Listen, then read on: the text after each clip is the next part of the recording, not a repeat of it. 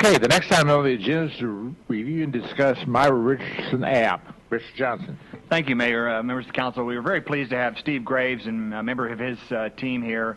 Steve, I think will make further introductions, but really pleased to have them join us tonight, I think, on a very, very special presentation to you of an item we're getting ready to roll out, and certainly wanted to have you hear it first, have a chance to experience it, and then certainly let you know as it's a great new asset for the community to make connections with their city government on behalf of the ability to request services. What you're going to hear tonight, and I really know Steve will go through his presentation, but listen carefully on the building blocks. I'm really impressed with how Steve and the IT team have really built upon the prior work we've done so that we make sure that this particular application, as novel as it is and as contemporary it is with new mobile devices, still works within our system to make sure that we can be responsive to it, track it, draw statistics from it, things like that. Many third-party products and other things that are out that seem to offer the same kind of veneer or face of that don't have the backside infrastructure that I've really been impressed with how Steve and the team have come along with that development. So, Steve, certainly I know you'll make recognitions of your team, but really pleased for you to be here tonight. I'm really proud of you, and I know you want to share some information about this important new step. Well, thank you, Dan, and thank you, Mayor and Council, for having us here tonight. It's really cool to have some of my staff here. I've got Eric Matthews. He's Deputy CIO over application development. And we've got Brian Papard sitting over here, and he's our whiz kid senior programmer analyst of our web department. And he's done some really cool application development for us, and that's what we want to share with you tonight. It's kind of interesting. There was the anniversary of the cell phone. I know a lot of you know how cell phones work, but it was the 40th anniversary last week on what was it, the 3rd of April. And we didn't plan this around that, but if you guys remember back in the day, 40 years ago, when cell phones came out, they were those big bags that you used to carry around, or maybe the big flip phone that had 3 watts or 1.5 watts, and you got outside of town and you had to stop on the side of the road, you pull out your bag phone to try to talk on it. You didn't get the coverage that you get now.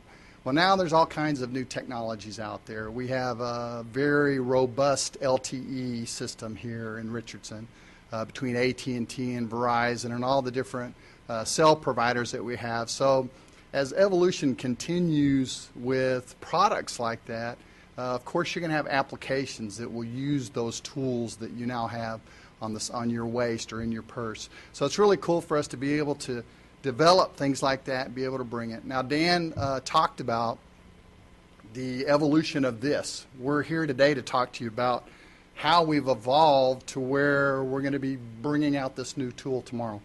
So back in the day, back in 2001, actually Eric was a consultant for us, and Clay Gooch came to me and said, hey, we've got all these BABIC requests and all these requests that we're trying to process through SCADA using the telephone system. So he came to me and said, is there anything that we can do to try to make some kind of a system that we can track these things, because we get so many calls into SCADA. Well, we brought on Eric, and he worked with Travis Switzer to develop our actual response center back in 2001, and that's mainly what it was built for, was to track all the calls that came in through SCADA and all the tickets that came in through their area. So we used it to track the phone requests. Mainly the biggest bulk of it was BABIC. So most of the calls coming in affected BABIC. So we needed to have a way to be able to respond to those people and do it in an efficient manner. The system featured escalations and paging capabilities. We didn't have the cell phone capabilities back then. So what we did in a system like this is if you called in and you had a BABIC pickup, for an example, we would process it through the system. If it didn't get picked up like it was supposed to, there was an escalation. Supervisors would be notified, and pages would go out. So that was the starting point of our response center. Then we had Don come to us back in 2008 and say, hey, we really need help tracking our stuff.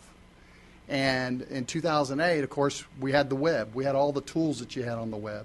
So we went from BABIC entries that were on the website, and we started those in 2002, the BABIC entries on the website. But Don saw the capability of being able to enter these kinds of things on the internet and be able to track them and pull them through the system. So this was kind of phase 2 of our process. Citizens could enter an issue right over the internet, right on our website. There was a web interface for routing specific to specific departments. So the department could go in, put in an issue, and they can say, okay, this issue goes to traffic. This issue goes to water and sewer. This issue goes to this specific person. And then it had the same kind of efficient handling of the records going from department to department. So they would get notifications. They would get automatic emails. The citizens would get emails back when they claimed them. So when an issue came in, I claimed that issue, that citizen would get an email saying, with a link coming back to our page showing what was being processed. From that, we started adding departments. Now, we started this process slow because in the departments, you don't want to overwhelm them. They need to understand the process, and they need to be able to handle what you're sending them. So we started it slow. We started growing it. Animal Services picked it up. Health was a big one that picked it up. Cat Projects uses it, and Parks started using it. So we kind of evolved that. There again, BABIC was still highly, highly used. Probably 80% of the requests that we came in through the city were BABIC requests. The rest were general water sewer issues and basic issues throughout the city. We were able to check the status of these requests. The system was built around a product that we use called Lotus Notes. We don't have a huge programming staff.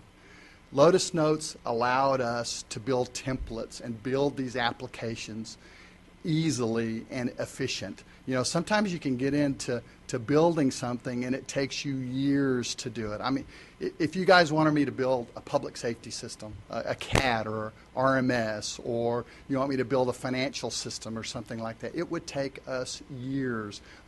We could do it, but do you want to wait the 5 or 6 years that it takes to develop something from start to finish and spend the money when you've already got something in the marketplace that you could use to do it?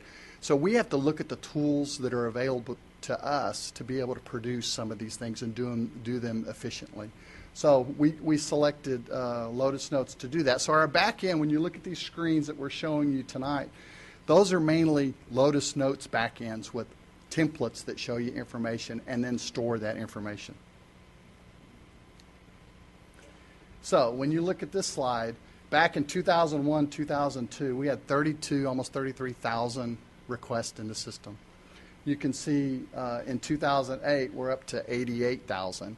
And then if you look in 2012, we're at 97,000. So our system, starting in 2001 to where we're at now, we have almost 1 million requests in the system. Most of those are BABIC requests that are coming into the system. But the size of the database is incredible, and what we store is incredible for information gathering.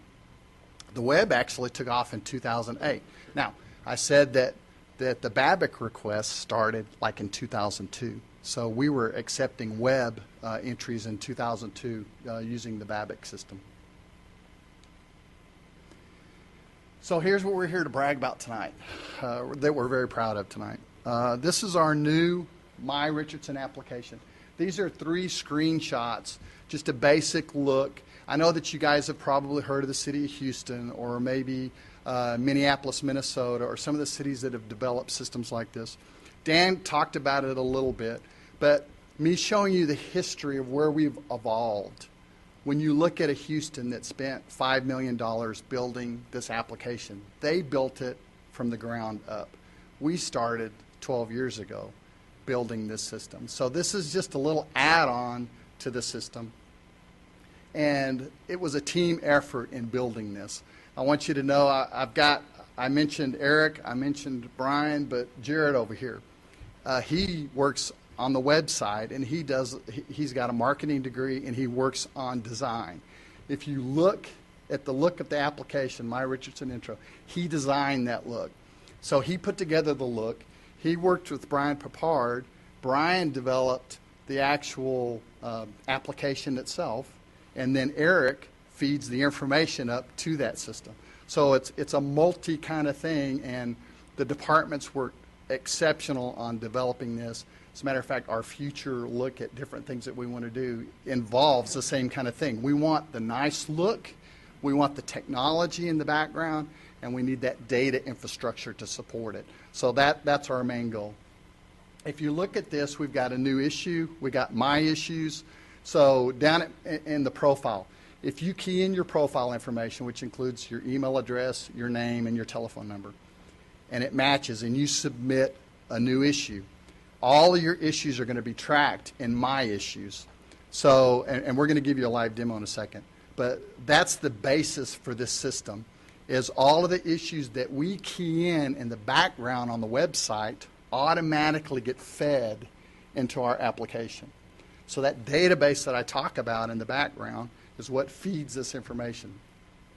News and events, department list, and the contact us. That's right off of our website. So we make a change on our website, it automatically updates those. So any kind of change, so it's a little mobile site, right? So the actual application is the new issue and My Issues along with the profile. If you look at the select department, so we click on new issue, you get the select department. What we did with select department, because there's so many departments have alike issues, we put a lot of information in there to try to help you find the right department to send the information to. So you select the department that you want, and then you move over to select type. So I select animal services, then I get barking dog, unsanitary conditions, stray animal. So those are all the issues that the animal shelter has keyed into our application. Here's the app itself. So I select, I don't know what he selected, barking dog. So at that point, I can actually take a picture of the dog if I want to. We set the location wherever you're at. So you can actually, when you take the picture, it's going to say, okay, you're here. Do you want me to mark this spot? And you can mark the spot, or you can change the location if you want to. Add a description. You have to add a description. You have to say, this is what's going on. So you key in the description, and the name fills in automatically from your profile. So if you have something in your profile, remember at the beginning, your name will automatically fill in.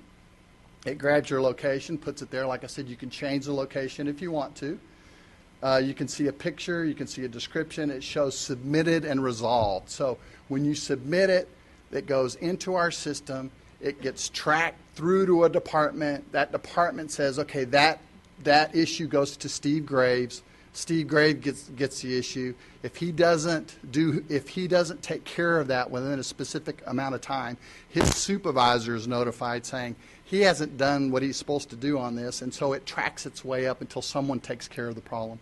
Once it's been completely resolved, now they have drop-down lists. So if I have a barking dog, I may have 3 or 4 resolutions for that barking dog to make it easy on the departments.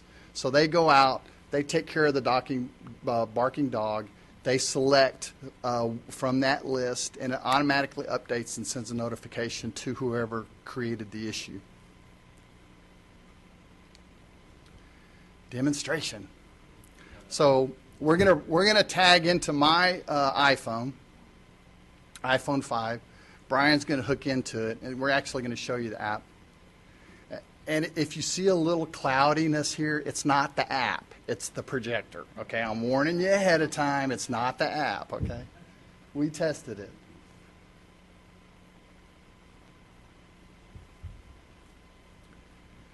So you see the icon, MyRichardson?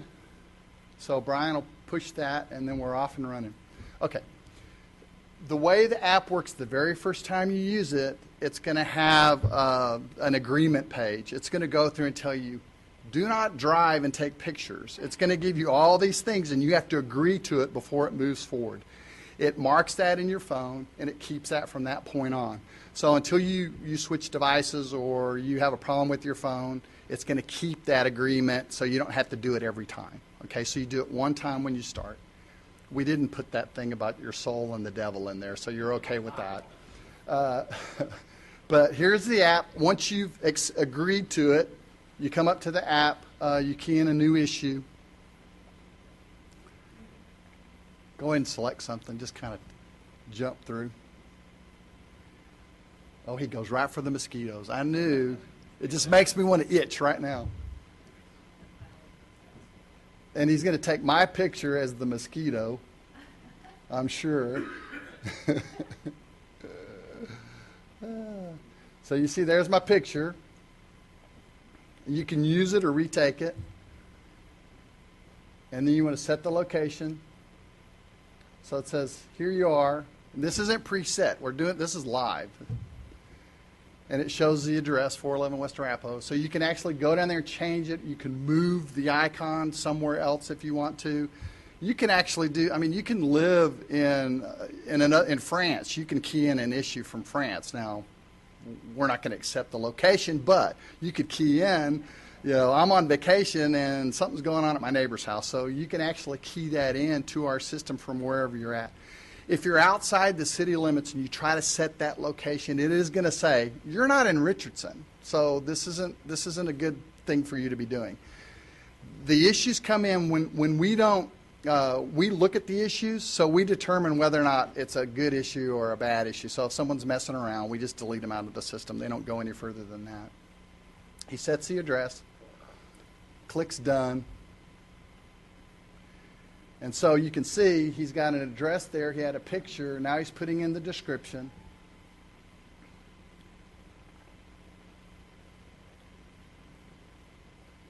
And he's a much better typer than I am. Well, this is a live system, so we don't want it to go through to health because they'll yell at us for doing it. But you can see it's got Brian's name at the bottom. It shows the description. It shows the address and then the picture. So then he would click submit at this point, and then it would go right into our system and then over to the departments. It asks you, are you sure you want to do this? Just say no. We'll back up.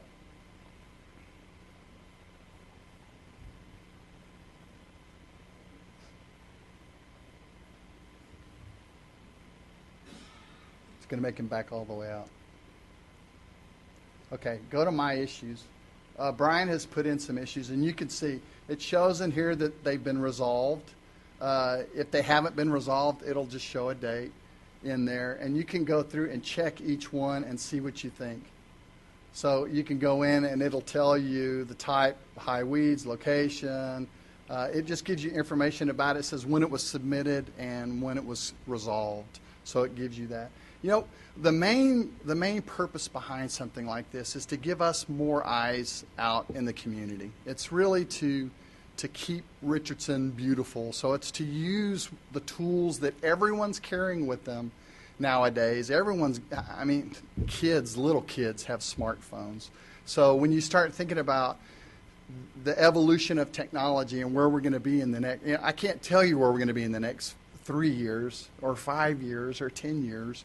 So when you look at an application like this, it's in its infancy now, but we're going to be way behind the curve in a couple of years if we're not keeping up doing apps like this continually. So go ahead and back up. So you can see it shows you that. Why don't you go ahead and hit one of the news events just to kind of show how it jumps to the website. So it's going directly to our website. It's pulling the mobile app from our website. Go ahead and back up. Why don't you go to profile. We'll show you what we ask of you. You don't have to put this in, but we ask that you provide your name, a valid email address, and a telephone number. But it's up to you to put that in. You don't have to. If you don't key it in, of course, you won't be able to track your issues. So we need you to key it in to be able to track your issues. Okay. That's it for the demo. You like it? Very nice. Very cool. Why don't you switch back? If Mr. O'Barr, So, yeah, that's coming next. Steve, just... Yes, sir. Wow, that's loud. Okay, I'll just speak real softly, and we'll... obviously the app is really cool, and we'll get a chance to talk some more about it. But on the email issue, the part that you just mentioned a moment ago, are we going to put some sort of disclaimer that lets people know that does or does not add them to some other sort of mailing list? I imagine that might be one of the bigger concerns, or drawbacks to wanting to add that or not. To add that, we do not have that in the big disclaimer that is that in there? The disclaimer we have, we pass through the attorney's office, and it's like 20 pages long. Oh. But you can scroll right to the end and hit go. But we'll look at that. I was just curious because, I mean, if the idea is we want to give them feedback, it may be that some people don't put it in because they don't want to get on some email list. And so if they're not going to be on an email list, it might be good to tell them that so that they'll be more likely to do it. If they are, well, then I guess it's covered in the 20 pages, and that'll be that. That's Absolutely. fine, too. No, so. no, and that's good. And we don't ever use anyone's email address. I think if that's the case, it may be good to just put a little disclaimer there, only so that they'll feel more comfortable and be able to get that feedback. That's a good catch. Okay. So let's talk about how you're going to be able to get the cool app. We are going to, we've already went to Apple and to Android, to the Apple Store, and we've had our code approved through Apple. It will be posted onto their site tomorrow along with Android, which I think is Google something now. It's not Android Store, but Google Store. So you can get the Android app. So you see that we've developed for iPhone and Android. You don't see Microsoft. By doing just these two, we're capturing over 90% of the marketplace. The way that we're able to do it, we've been working on this app for over a year. And back in the day, when you developed an app, you had to write in the iOS operating system, which is Apple, and then you had to write in the Android system. So you had to have two full apps. Well, just recently, in probably the last 6 months, they created something called a wrapper. And it's not a guy that dances and sings, but what it is, it's a compiler that allows you to write a mobile app and then compile it in iOS or compile it in Android. So what that does for us, we support one application, and then we compile it for what operating system we want to use or what telephone we want to use. And there again, we have to be smart about this. We don't have the huge staff to be able to go in and modify these apps and do these kinds of things. We have to rely on what we're comfortable with. So we're comfortable now with being able to support the two major phone systems that are out there and be able to put out a nice application and not kill us in maintenance. So that was our main goal behind doing this. Like I said, it gets released to the public probably at midnight, between midnight and 6 in the morning. On our website, we're going to post this page on our website where you can also download it here. In the future, we're going to add some QR codes that will allow you either through documentation or right off the website where you can take a picture of a QR code. Y'all seen the little boxes. We've developed one. We just haven't put it out yet. Where you can click on it, it's going to automatically download it to your device. So we're going to be able to do that too. This is mainly, and this is going to come right off of when you go to the issue system on our website. So you can go to this, and it's going to show you exactly how the app works, and it's going to allow you to download it to your device. So you've got some instructional things here off that page. So here's the next steps for the application. We're going to have a press release on the 9th. Now Greg Soul will be taking care of most of this that's on the list. The Richardson Today article comes out, one in May and then one in July, so we're going to be putting out two. The one in May should have the QR code on it. So when you get the printed out document, you'll be able to take that QR code and go ahead and load the app to your device. We're going to do the Richardson Today HOA and the Neighborhood Association article in May. Neighbors to Go submission the 19th. The Week in Review on tomorrow, on Friday. It's supposed to be Friday. Neighborhood Leadership Workshop. And then, like I said, we're going to have signs with the QR code at high traffic areas. So when you if you come to pay your water bill, or you go to a Heights Rec Center or Huff Hines Rec Center, we're going to have a plate or something that's out there that you can walk up to, see the device, and be able to take the QR code right off of it at that site. That's it. Do I have any questions? Any questions, Mr. Dunn? Thank you. Very good, Steve. I appreciate it. I'm excited about it. I think it's a very neat app to have and be able to use. I think I'd kind of talked to you about it a little bit when we went to TML and Houston. I sat in on their session, and they were developing it. One of the things they were developing it for were for their code enforcement officers and stuff like that. Is community service going to use it? We in certain situations we already use it for signs, for instance, so bandit signs. So when we go out and we want to track so that when we are able to prosecute, we can build a case and show how substantial a violator may be. Steve's group, Brian, has already developed an application where we take a picture of it. It, much like this, will automatically locate where that sign was, enters it into a database, and all that's done through automation. So it's a very useful tool. I'll tell you, in terms of code enforcement, just to kind of give you an idea, the type of time saving that this could provide for us. When you think of our water restrictions in enforcing that, one of the biggest issues that we've received probably over the last 2 years is the illegal watering. So now a resident will not just be able to report that, they'll be able to take a picture of the violation and send that in, and that helps a lot when you're trying to, because one of the things that we get most of the time when we send an informational notice is, well, I wasn't doing that. So, as people walk around and drive around there, so it'll be a very effective code enforcement tool, just another tool in our bag to use to help make sure that we're doing the things we need to in the field. Mm-hmm. Any more? Great job, Steve. We're so excited, and sure we can't get it on tonight here. Okay, thank you very much. Very cool. Thank you. Okay, There we had bets on that response.